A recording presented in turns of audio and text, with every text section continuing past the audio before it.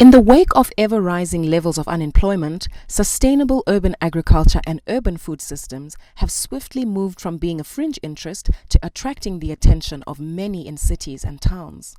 Unlike in recent years, when farming was mostly for rural communities, urbanites, especially the youth, have realized gold in the industry.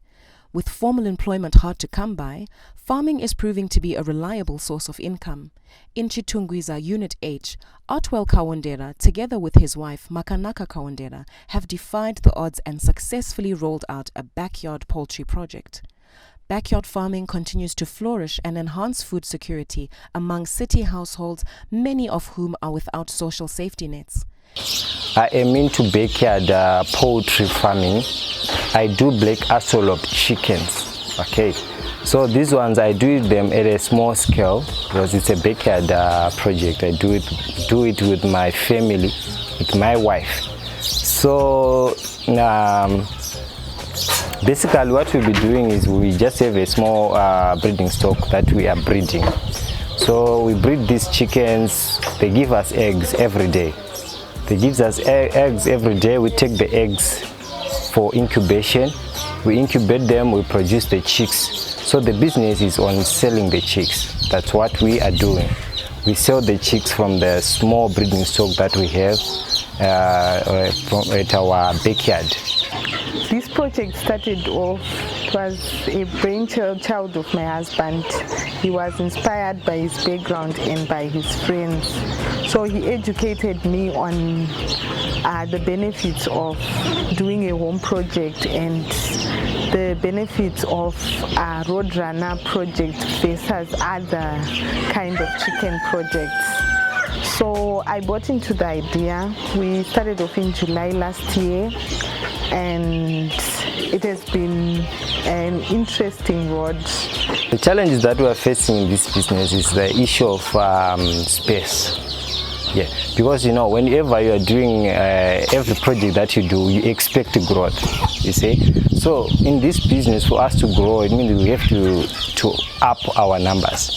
But here now, because this is a backyard farm, we can't up the numbers because the space is very limited. So the challenge that we have is the issue of land. You see, we need space where we can have, we can up our numbers with liberty. You see, and also maybe the other challenge is on the financing. Like there are good machines that I use. Like I'm talking of incubators, hatching machines.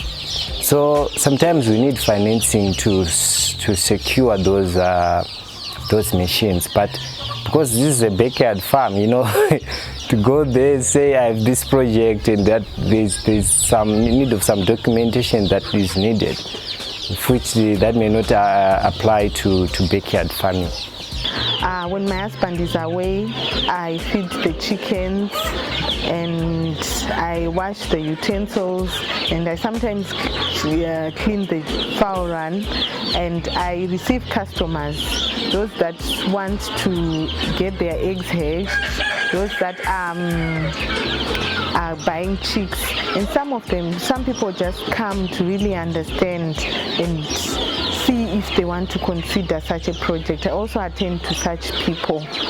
Backyard farming is not that very difficult and doesn't take much of your time. Like, look, my day is like I wake up in the morning around 5:30 to 6 o'clock. I take out the chickens. Maybe you have a coop, or like myself, I use another dominant room that we are not using, so I'm using it as my fowl run, right? So I open the chickens, they go out, I give them feed, I give them water. That's all, and just checking them like when it's hot. Afternoon, maybe just you put more fresh water. That's it. And you see, the project doesn't need any much of, like, people, they're always complaining capital and this and that. But there's no much capital that is needed to start roadrunner project. Make the best with what you have. Don't sit down and dream that one day we're going to have a $5,000 check and we are going to make it one day. What you have right then, the little space that you have, the knowledge that you have, that income you are getting, can actually be multiplied.